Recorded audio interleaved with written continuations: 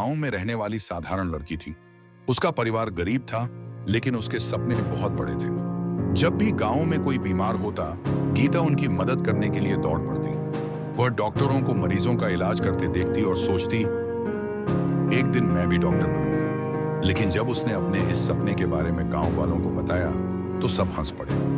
उसके पिता एक किसान थे और माँ घर का काम संभालती थी। गांव के लोग कहते, लड़कियों को इतना पढ़ाने का क्या फायदा, आखिर में तो रसोई ही संभालनी है। लेकिन गीता की माँ हमेशा उसका हौसला बढ़ाती। उन्होंने कहा, अगर तुम्हारे इरादे मजबूत हैं, तो कोई भी मुश्किल तुम्हें रोक नहीं सकती। गीता ने ठान लिया कि वह डॉक्टर बनकर दिखाएगी, लेकिन उसके परिवार के पास उसकी पढ़ाई के लिए पैसे भी नहीं थे। इसलिए उसने सरकारी स्कूल में मन लगाकर पढ़ाई की और गांव के टीचर से मदद ली। वह रोज सुबह जल्दी उठती, घर के काम निपटाती और फिर स्कूल चली जाती। गांव में बिजली की सुविधा अच्छी नहीं थी। आज साहब पैराओं सी भी हुआ नहीं, तो वह रात को दिए की रोशनी में पड़ती। संघर्ष और मेहनत का फल। 10वीं की परीक्षा में गीता ने पूरे जिले में टॉप किया। अब वह आगे की पढ़ाई करना चाहती थी, लेकिन मेडिकल की पढ़ाई बहुत महंगी थी। तभी उसे एक सरकारी स्कॉलरशिप के बारे में पता चला। वो सच कह गई, जो मेधावी और आर्थिक रूप से कमजोर बच्चों को दी जाती थी।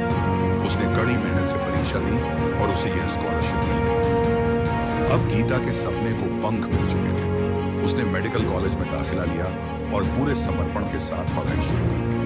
कई बार मुश्किलें, कभी पढ़ाई का दबाव बढ़ जाता, तो कभी आर्थिक परेशानियां सामने खड़ी हो जाती, लेकिन उसने हार नहीं मानी। हर चुनौती को उसने अपने आत्मविश्वास और मेहनत से पार किया। सपना हुआ साकार।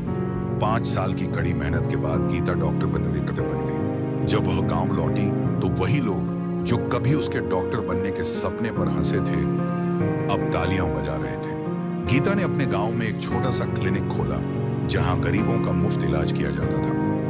आज गीता न सिर्फ अपने सपनों को पूरा कर चुकी थी, बल्कि उसने गांव की दूसरी लड़कियों के लिए भी उम्मीद की किरण जला दी थी। उसकी कहानी साबित करती है कि अगर हौसले बुलंद हों, तो कोई भी सपना सच किया जा सकता है।